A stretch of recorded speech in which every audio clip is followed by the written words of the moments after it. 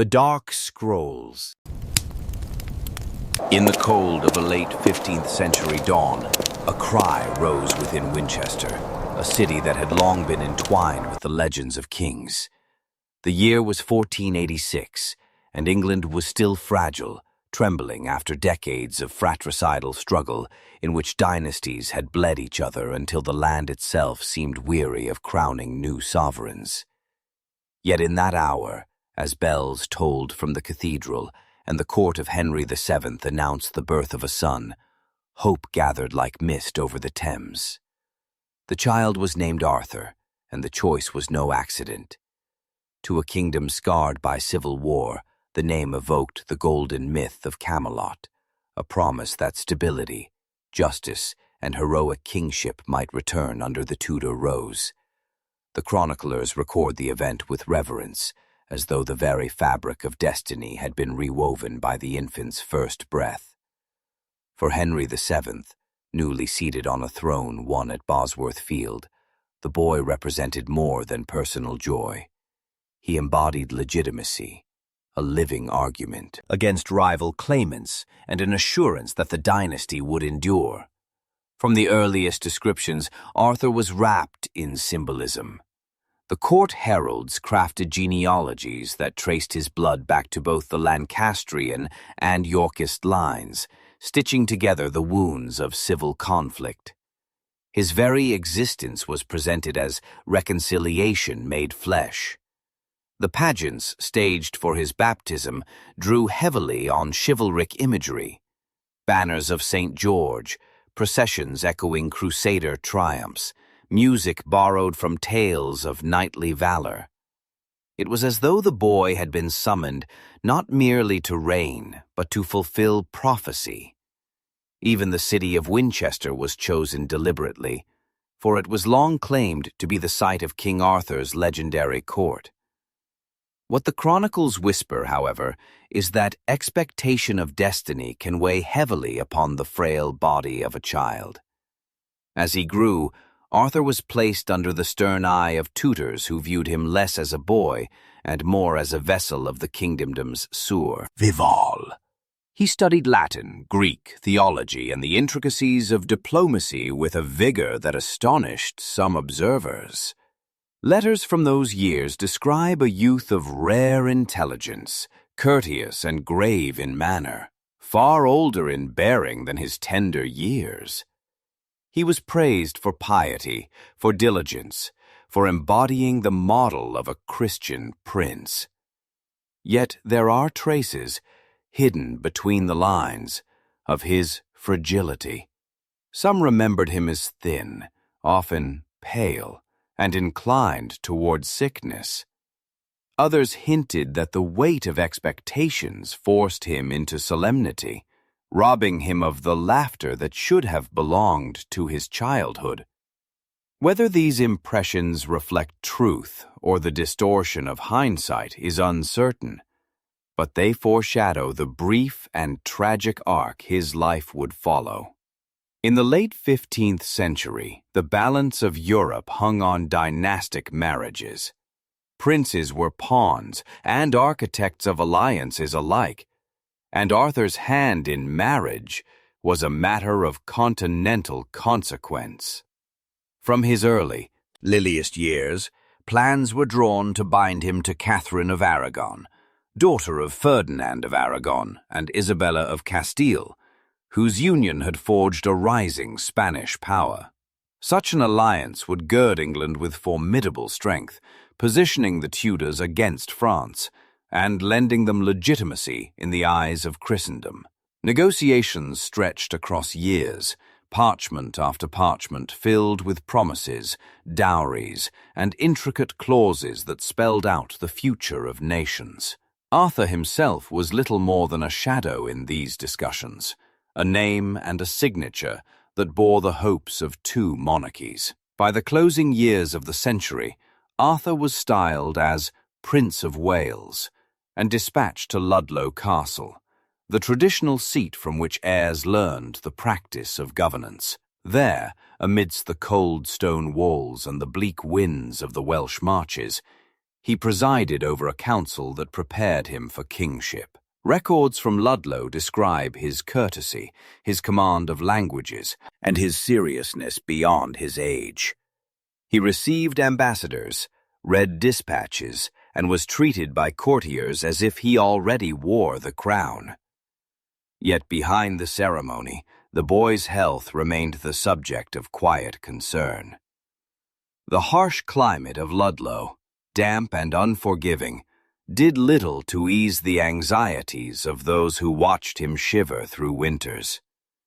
In an age when sickness often swept through noble halls with merciless suddenness, every cough was a portent, every fever a whisper of disaster.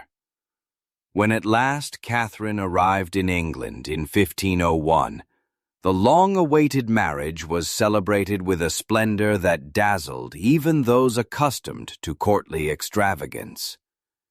Chroniclers linger on the descriptions: the tapestries hung in St. Paul's, the processions through streets alive with pageantry, the banquets where gold plate and spices filled tables groaning under the weight of excess. To many, this was the crowning of a new golden age, a bond between England and Spain that promised to reshape Europe. Rope. The young couple, scarcely more than children, stood together as symbols of a future that seemed secure.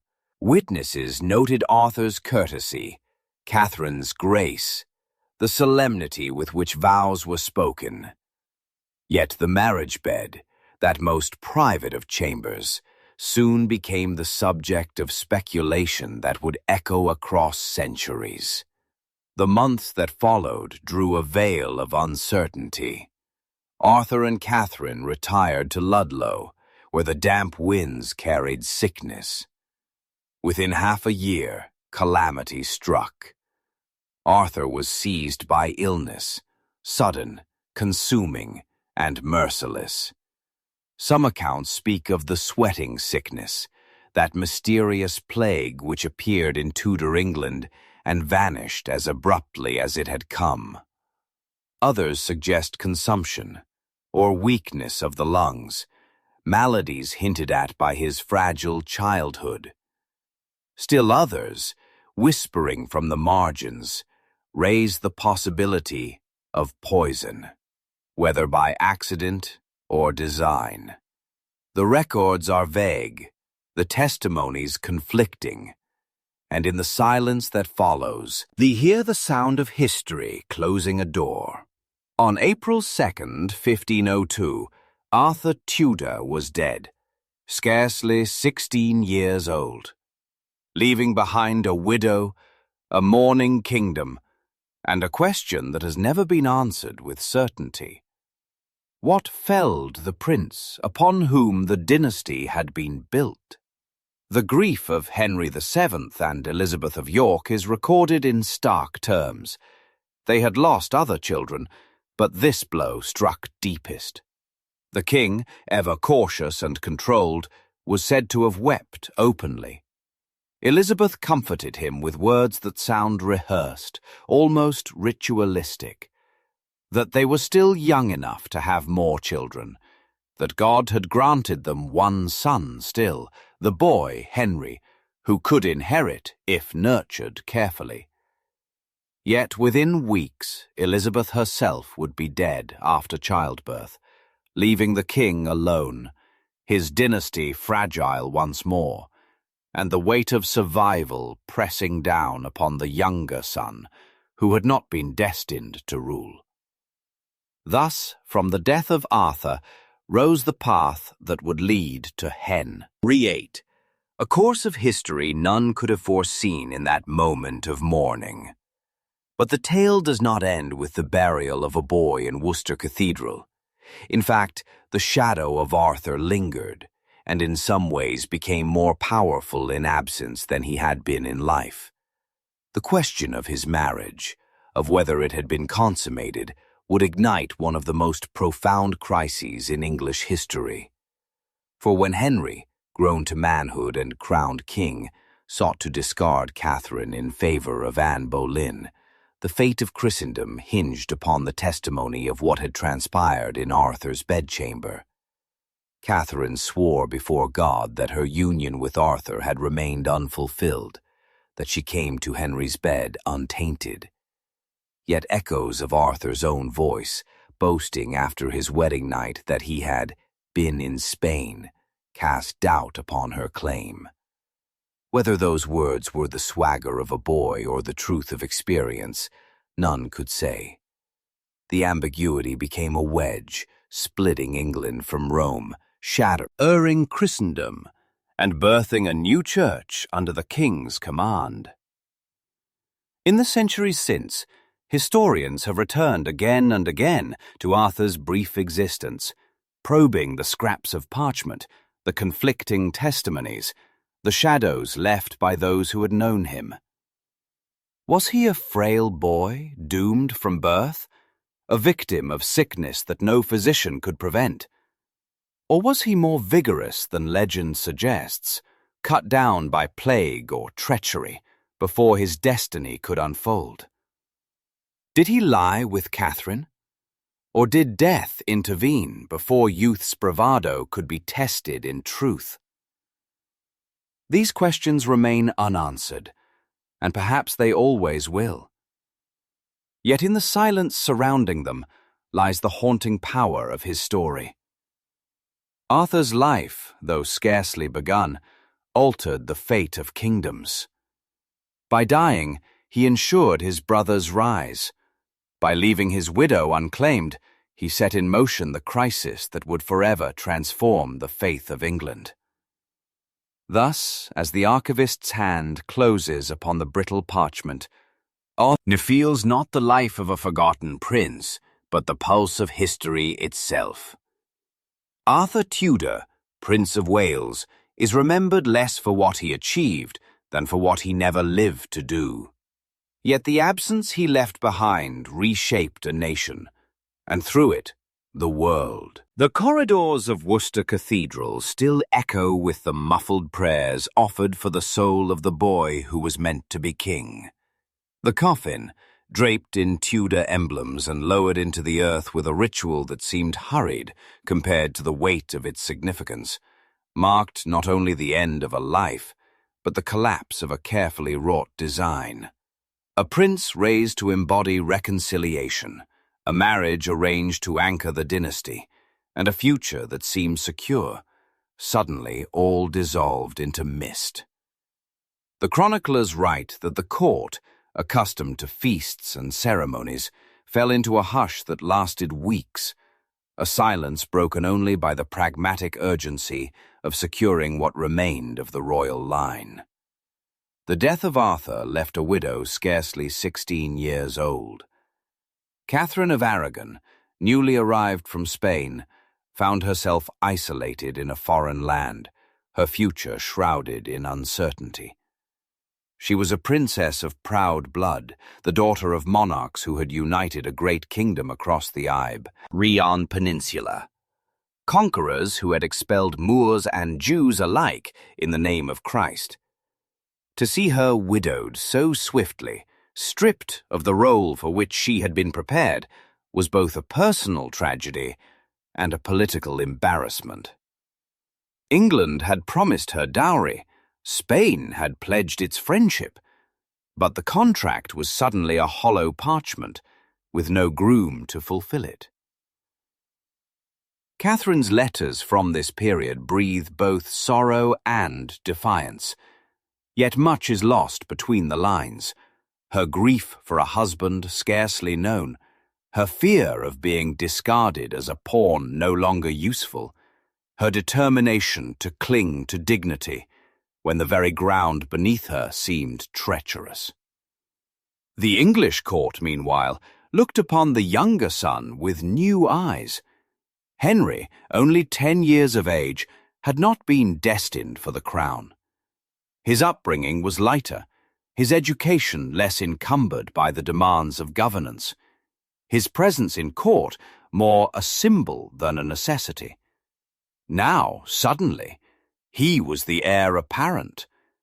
The death of Arthur transformed the boy into the future, and every tutor, every counselor, every diplomat adjusted their gaze accordingly. The chronicles describe Henry in those days as spirited, athletic, quick to laughter, in contrast to the somber nature remembered of his elder brother. Yet within the shadow of Arthur's coffin, the weight of expectation descended upon him with a swiftness that no child could resist.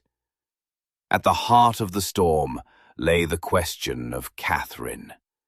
Should she be returned to Spain, her dowry refunded, her presence erased from England's fragile stage? Or should she be bound to the new heir, preserving the alliance and avoiding scandal? The decision was far from immediate. Negotiations stretched across years, punctuated by disputes over money, pride, and legitimacy. Ferdinand of Aragon and Isabella of Castile pressed for the marriage to continue in another form, seeing in England a partner against France. Henry VII, cautious and calculating, hesitated, wary of committing his sole surviving son to a union clouded by uncertainty. Thus, Catherine remained in limbo, confined at Durham House in London, watched by courtiers who measured every word, every gesture, and who reported her condition back to the throne. In this liminal state, rumors multiplied. Some whispered that Arthur's death was a sign from God, a judgment against the union. Others claimed that Catherine carried secrets from her brief marriage, secrets that might taint the honor of any future bond. The most enduring of these rumors was the question of consummation. It is a subject that, though intimate, became a matter of dynastic survival and ecclesiastical law. Did Arthur, frail though he may have been, lie with Catherine as husband and wife in the brief months before his death? Catherine swore that he had not, that her body remained unclaimed, her soul untainted. But words attributed to Arthur himself troubled the record. After his wedding night, some reported, he boasted to companions that he had been in Spain that night, a crude jest suggesting that he had fulfilled his duty. Were these the idle boasts of a boy, eager to mask his weakness with bravado? Or were they the simple truth, inconvenient to a narrative that Catherine would cling to with desperate resolve? The ambiguity proved fertile ground for speculation, and in time it would ignite a conflagration. Yet in those early years, it lingered as an unresolved whisper, a line in the margins of the Tudor story that only later scholars would circle in red ink. For the moment, the practicalities of alliance, dowry, and diplomacy consumed the court. Catherine lived in reduced circumstances, her household trimmed, her income withheld. At times, she was left dependent upon loans from her Spanish confessor, a humiliating position for a princess once destined to be queen. And yet she endured, waiting for resolution, waiting for destiny to reassert itself. While Catherine waited, the boy who had become heir grew into adolescence and then into youth. Henry absorbed the lessons once intended for his brother, yet he did so with a different spirit. Where Arthur had been grave, Henry was exuberant. Where Arthur had seemed frail, Henry exuded vigor. Courtiers remarked upon his love of sport, his skill with music, his appetite for spectacle. He was, in the eyes of many, the embodiment of what a king should be. Yet beneath that golden image, the specter of Arthur lingered. For every ambassador who spoke of Henry's promise, there was another who quietly wondered whether fate might strike him down, as it had his brother. Was there a curse upon the Tudor line, a frailty hidden in their blood? The question remained unspoken in official circles, but it colored the air like incense in a cathedral, subtle yet pervasive. Years passed, and eventually pragmatism triumphed. Catherine of Aragon was betrothed to Henry, her former brother-in-law. Yet because of the Church's prohibitions against marrying the widow of one's brother, a dispensation from the Pope was required. The request was made, and the dispensation granted, on the grounds that Catherine's marriage to Arthur had never been consummated. Thus, the official record leaned upon Catherine's testimony, erasing Arthur's boasts as though they were youthful folly unworthy of serious consideration. But in sealing the document, the papacy also unwittingly sealed a seed of future conflict. For if Catherine's word were ever doubted, if the truth of that union were ever questioned, the legitimacy of the papal dispensation itself would collapse, and with it, the foundation of Henry's marriage. The irony is sharp, almost cruel. Arthur, whose life had been brief, whose reign had never begun, had nonetheless become the silent architect of England's destiny. In dying, he had elevated his brother. In marrying, however briefly, he had created a riddle that centuries of scholars would attempt to solve. The shadow of his presence lay across every council chapter. Amber, every papal bull, every whispered negotiation. He was absent, yet he remained. The years that followed saw Henry ascend the throne after the death of his cautious father. When he married Catherine, England rejoiced, seeing in the union the fulfillment of the alliance that Arthur had begun. Yet even in the jubilant ceremonies, some recalled the first prince, the brother whose death had made this possible. Catherine herself, now queen, must have felt the weight of his absence with every step. She wore the crown not as Arthur's consort, but as Henry's. Yet in the silence of prayer and the solitude of memory, the figure of her first husband must have risen again and again. What was he to her? An unconsummated duty, a boy whose fragile body succumbed to illness, a brief chapter erased by time. Or did she carry some deeper remembrance, some intimacy unspoken, but never forgotten? No one can say with certainty. As Henry's reign unfolded, as he sought heirs and clashed with Rome, the ghost of Arthur emerged once more, invoked not by memory, but by necessity. To annul his marriage to Catherine, Henry claimed that it had been cursed from the start, that a man could not take his brother's widow without incurring divine displeasure. He pointed to the lack of a surviving male heir as proof of God's judgment. And once more, the question of Arthur's bedchamber rose to the surface.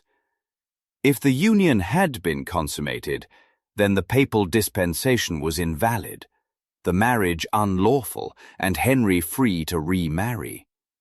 If it had not, then Henry's cause crumbled. Thus the words of a dead boy, spoken half in jest after a wedding night centuries earlier, became the fulcrum upon which the fate of nations turned. Catherine held fast. She swore before God, before the court, before her daughter Mary, that she had come to Henry untouched. She would not be moved, would not confess to what she insisted had never taken place. Her defiance made her a martyr in the eyes of many, a saintly figure who resisted the king's will even at the cost of her crown. Yet doubts persisted, and scholars debated. Was Catherine's oath the truth of a devout soul, or the necessity of a queen fighting for her legitimacy? Was Arthur's jest the braggadocio of youth, or a fleeting glimpse of a reality too dangerous to acknowledge? These questions remain suspended in the web of history, insoluble and haunting. Thus Arthur, though long buried, exerted his influence across the decades. His shadow fell upon Catherine, upon Henry, upon the Reformation itself. Without his death, there might have been no break with Rome, no dissolution of monasteries, no English church forged in defiance of papal authority. Without his marriage, there might have been no question to divide king from queen, nation from pope, faith from faith. A boy who never reigned became the axis of a revolution. The records close upon him quietly, his name absent from the triumphs and tragedies of later years. Yet every page carries the impress, ion of his absence. In the silence left by Arthur Tudor, brother of Henry VIII, one hears the echo of history reshaped. He was the prince who never ruled, the king who never was, yet in the void he left behind, kingdoms rose, and faiths were sundered. His story is not one of actions but of consequences, not of victories but of shadows.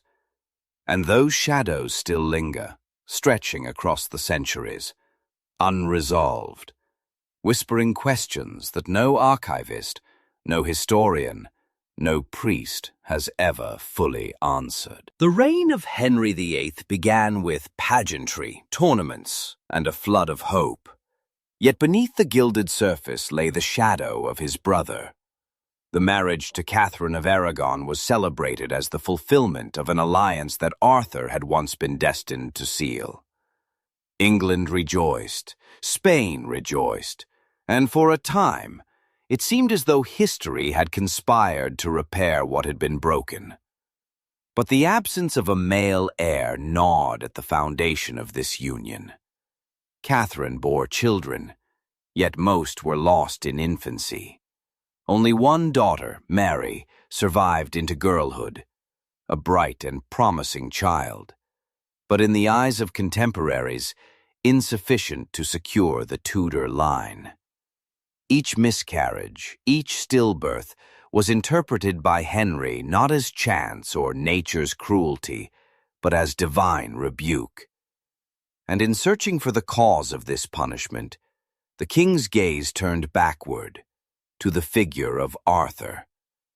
Henry, who had once revered Catherine, began to mutter that his marriage was cursed. The scripture, he declared, spoke plainly. A man who marries his brother's widow would be left childless. He saw in his own grief the proof of biblical truth. It mattered little that Catherine denied consummation. It mattered little that papal dispensation had sanctioned the match. What mattered was the gnawing conviction that the absence of sons was God's judgment. And thus Arthur, dead for decades, returned as an accusation, a silent witness to a marriage unraveling in the face of theological dread. The matter was not merely personal, it was political. To discard Catherine meant to sever the alliance with Spain, to provoke the wrath of the Emperor Charles V, Catherine's nephew. To retain her meant to accept barrenness, to leave the realm vulnerable to disputed succession. Henry's conscience became the battlefield of nations.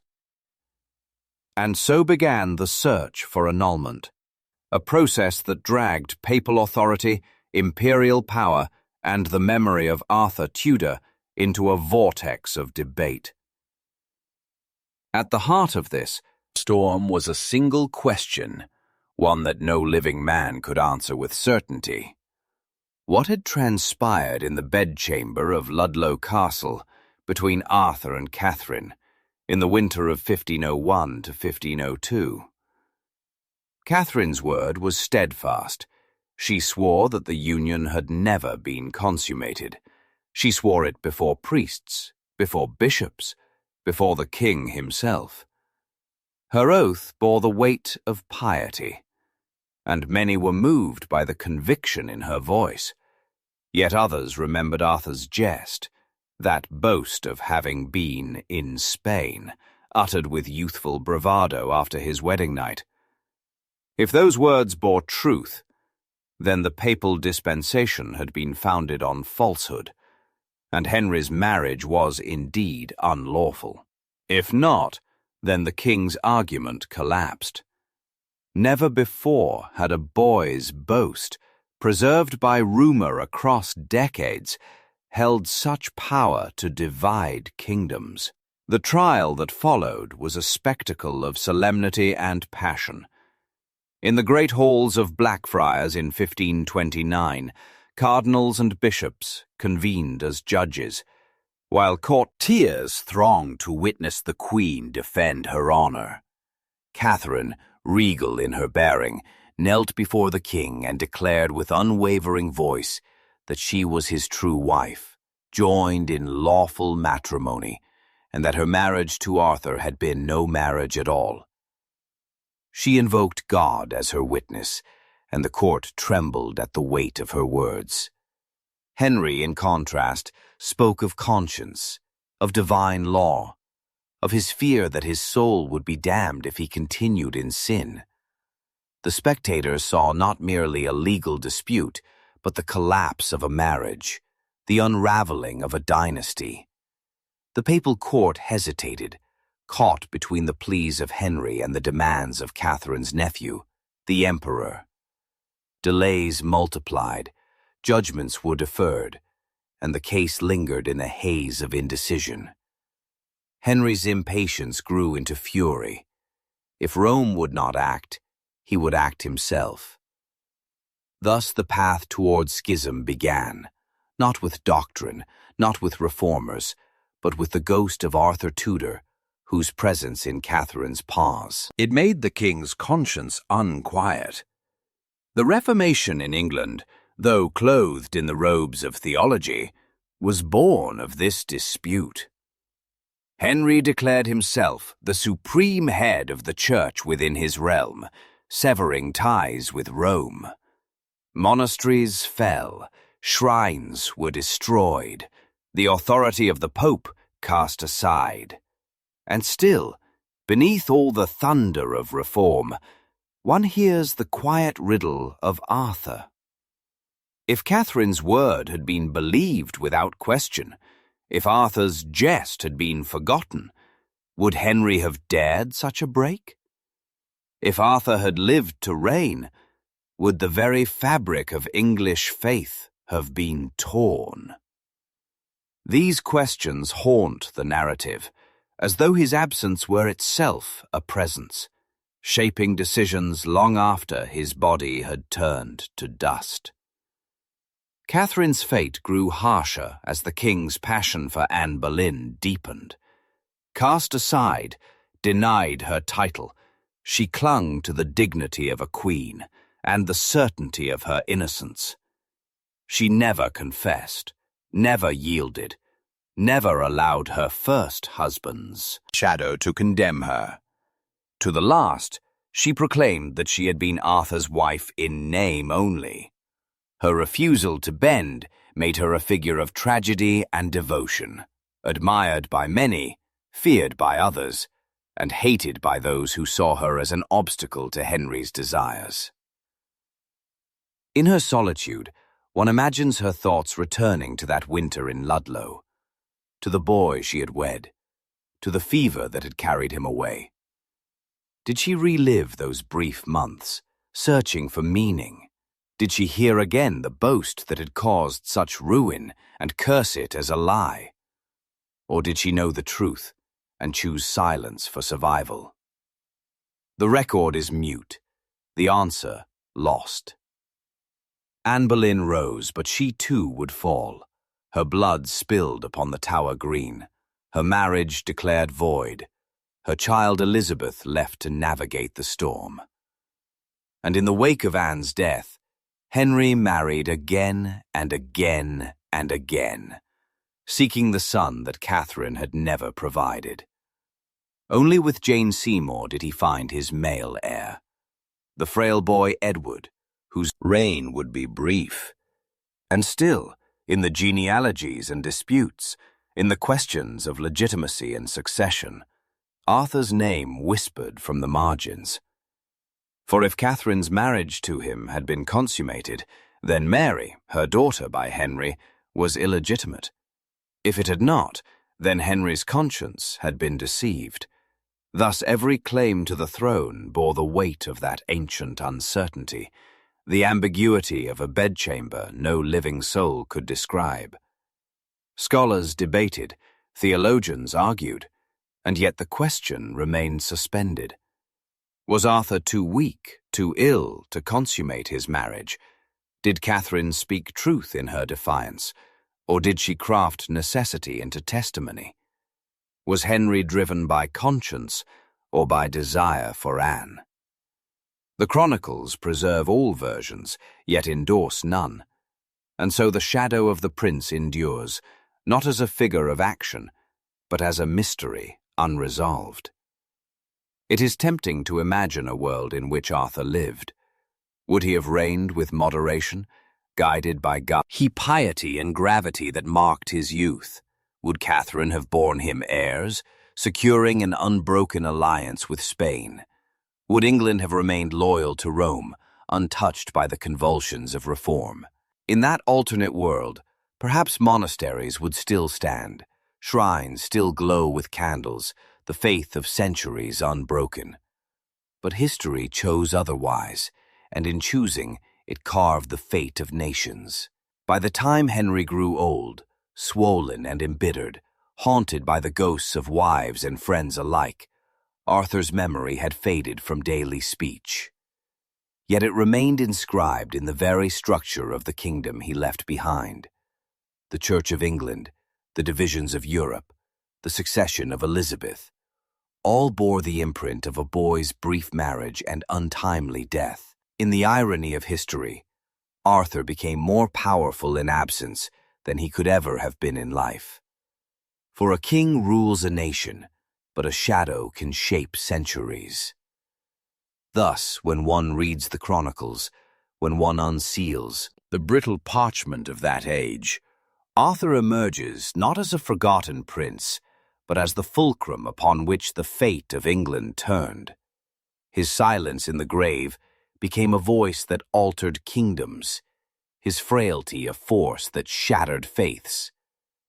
And though he lies in Worcester, far from the throne he never wore, his presence lingers, like a ghost that refuses to rest, demanding that the living continue to ask questions they cannot answer. When Henry VIII declared himself supreme head of the Church of England, when monasteries fell in ruin and centuries of devotion were stripped from altars, few paused to recall that the seed of such upheaval lay in the coffin of a boy buried at Worcester.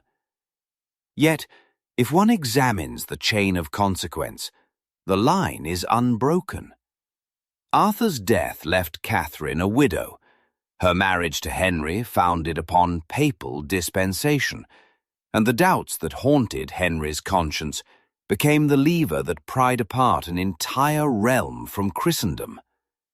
In this way, Arthur's silence became thunder, echoing across decades, even as his name slipped from the lips of the living. The king who had once fretted over conscience became the monarch who bent conscience to his will. He justified his new authority not as rebellion, but as necessity, claiming that Rome had erred in allowing him to wed his brother's widow. Thus, the figure of Arthur was inscribed into the very origins of the English Church. The claim was circular. Henry's marriage to Catherine was cursed because she had been Arthur's wife, and proof of the curse was the lack of sons, which demanded annulment. The cycle closed upon itself, forming a logic that no papal bull could unwind. It is here that Arthur's absence acquired its most enduring form, not as memory, but as doctrine, shaping the foundation of a church that survives to this day. The price of this rupture fell most heavily upon Catherine and her daughter Mary. Stripped of her title, Catherine was banished from court, left to languish in damp houses far from the center of power. yet she clung to dignity with a fierceness that astonished even her enemies. She never abandoned her claim as Henry's true wife, never admitted that her union with Arthur had been more than a formality. She died in 1536, her body worn but her will unbroken, whispering prayers that placed her soul in God's hands, but never conceded defeat to her husband. In her final hours, perhaps she thought again of the young prince she had wed at 15, the boy whose early death had set her on this path of sorrow. If she did, the chronicles do not say, but her silence, like Arthur's, became a monument more enduring than speech. Mary, their daughter, carried the burden of this contested lineage. Declared illegitimate after Henry's marriage to Anne Boleyn, she grew up in a court that alternately cherished and despised her. Her very existence was entangled with the question of Arthur. For if Catherine had indeed consummated her first marriage, then Mary was a bastard twice over, born of an unlawful union that papal dispensation could never sanctify. If not, then she was the true heir, her claim unassailable. The ambiguity haunted her youth, shaping her identity in ways subtle and profound. She became devout, austere, steadfast in her Catholic faith, as though clinging to the church that had once sanctified her mother's testimony. Yet behind her piety burned the memory of insult, of humiliation, of legitimacy denied. When Mary at last ascended the throne after the brief reign of her brother Edward, she sought to restore the old faith, to erase her father's schism. She reunited England with Rome, burned heretics, and reasserted papal authority. Yet even in her triumph, the spectre of Arthur hovered. For it was his death that had made her father king, his marriage to her mother that had become the seed of doubt, his absence that had birthed the English church Mary now strove to destroy. Her reign, filled with fire and sorrow, was itself a response to the shadow of her uncle. Though she may not have spoken his name, her every act was a dialogue with his ghost, a struggle to undo what his death had wrought. Elizabeth, too, bore the mark of this history. The daughter of Anne Boleyn, she inherited not only her mother's disgrace, but also the fractured legacy of Henry's conscience. Declared illegitimate by papal decree, restored by parliamentary will, her claim to the throne was as precarious as Mary's had once been. The ambiguity of Arthur's marriage haunted her legitimacy as well. If Catherine had consummated her first union, then the dispensation that allowed Henry to wed her was void, making not only Mary but Elizabeth too the child of unlawful unions. In this labyrinth of claims and counterclaims, the shadow of Arthur continued to weave itself into the very fabric of succession. Neither Mary nor Elizabeth could fully escape the ambiguity born of that long-dead prince, and both reigned beneath his silent gaze. The chroniclers of later years often treated Arthur as a footnote, a prelude to the great drama of Henry and his daughters. Yet in the margins, his presence endures. Ambassadors in Mary's reign still invoked the memory of his marriage, recalling the papal dispensation and the debates it had spawned. Polemicists in Elizabeth's time still argued over the validity of Catherine's testimony, as though the future of faith itself could be traced back to that winter in Ludlow. Arthur, though silent, remained a point of contention, a cipher upon which men projected their arguments. The ruins of monasteries, the ashes of martyrs, the flames that licked the sky during Mary's burnings, the prayer books of Elizabeth's settlement, all bore his imprint. He was not present at their making, but he was the absence around which they were shaped. In this, lies the paradox of Arthur Tudor, a boy who lived scarcely 16 years, who never sat upon a throne, who achieved no victories, commanded no armies, issued no decrees, yet whose life and death altered the course of nations more profoundly than many kings who reigned for decades. There is a temptation to romanticize him, to imagine the king he might have been, had fever not carried him away. Some describe a reign of stability, of loyalty to Rome, of harmony with Spain, as though England's convulsions might have been spared. Others suggest he might have been weak, overshadowed by counselors, unable to command. The turbulence of his age. The truth cannot be known. Yet in either vision, the contrast with Henry is stark. Where Henry was boisterous, Arthur was grave. Where Henry was reckless, Arthur was measured. Where Henry shattered faith, Arthur might have preserved it. Such speculation, though unprovable, has power, for it reminds us that history is not inevitable but contingent, shaped by the fragile breath of a boy who did not live to manhood. The grave at Worcester remains his most enduring monument. Pilgrims once visited it, whispering prayers for the prince who never reigned. Later centuries neglected it, until the very memory of his significance grew faint.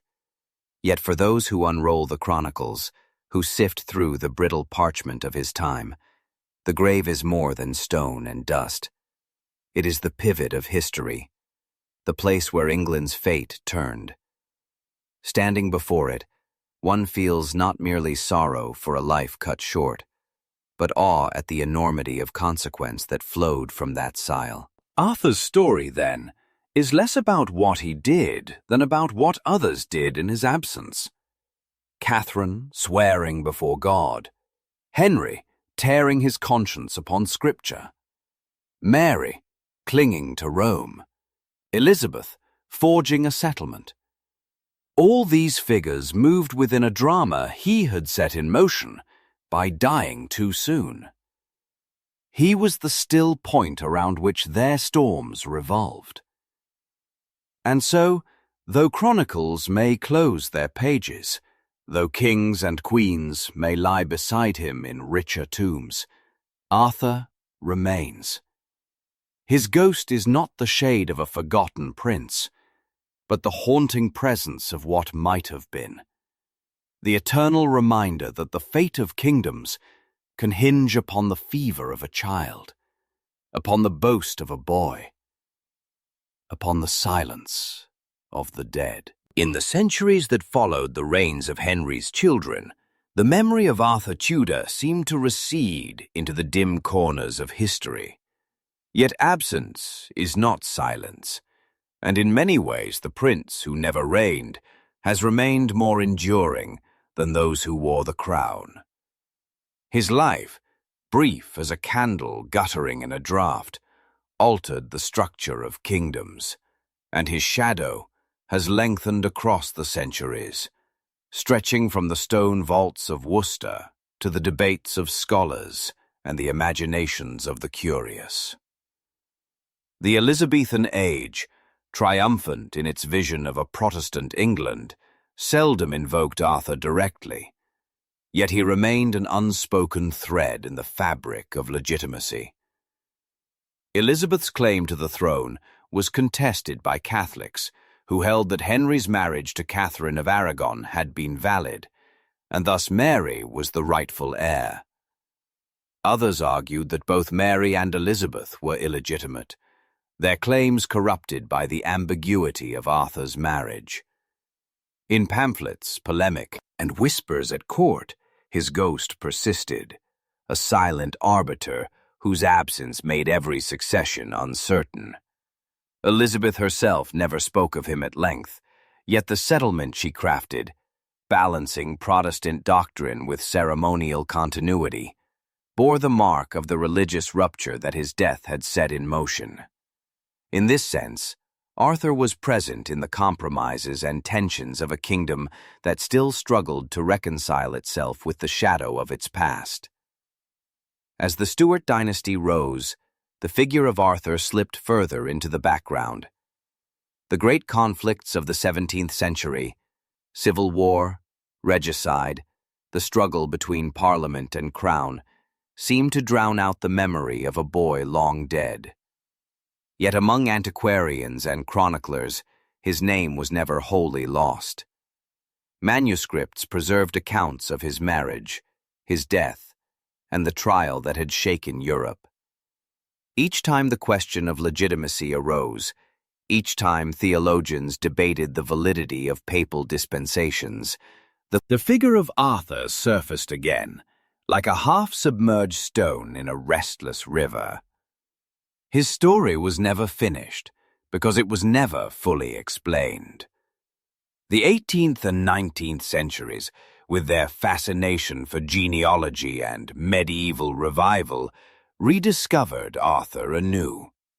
Historians, eager to trace the roots of the English Reformation, turned to his coffin at Worcester and the testimony of Catherine. Some painted him as a tragic figure, the lost promise of a dynasty that might have spared England its convulsions. Others viewed him as frail, unfit for rule, and suggested that his death was a mercy that delivered the crown into the hands of a more vigorous king. Yet beneath these interpretations lay the same unanswerable riddle. Did he consummate his marriage, or did he not? That question, echoing across centuries, has never been silenced, for it was the fulcrum upon which Henry VIII's conscience and the English Reformation itself had turned. In the modern age, scholars armed with new methods have returned to Arthur's life with fresh eyes. Medical historians pore over the descriptions of his final illness, debating whether it was the sweating sickness, tuberculosis, or some congenital frailty inherited from both Yorkist and Lancastrian blood. Some argue that his delicate health from childhood doomed him, that no alliance or preparation could have saved his destiny. Others note that he endured the rigors of training at Ludlow, presiding over councils, receiving ambassadors, performing the duties of a prince with diligence. To them, his sudden death suggests plague, an indiscriminate killer, rather than weakness. The cause remains uncertain, and in that uncertainty lies the continued fascination. The marriage bed remains no less contested.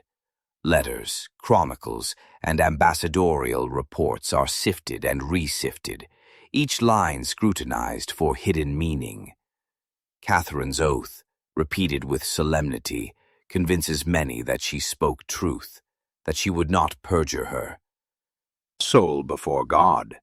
Yet Arthur's boast, preserved in rumor, refuses to fade. Was it the swagger of youth, ashamed to admit impotence? Or was it the unvarnished truth, inconvenient yet undeniable? Every generation finds itself drawn to the same ambiguity, for it speaks not only to theology, but to human nature. The pride of a boy, the faith of a woman, the desperation of a king. In Worcester Cathedral, his tomb has drawn pilgrims and tourists alike. Once overlooked, it has become a point of reflection, a reminder of the fragility of dynasties and the power of chance. The effigy, carved in stone, gazes upward with the serenity of death. Yet around him swirl the storms of history. Visitors stand before it and wonder, what if he had lived? What if England had been ruled by Arthur instead of Henry? Would monasteries still stand? Would martyrs have burned?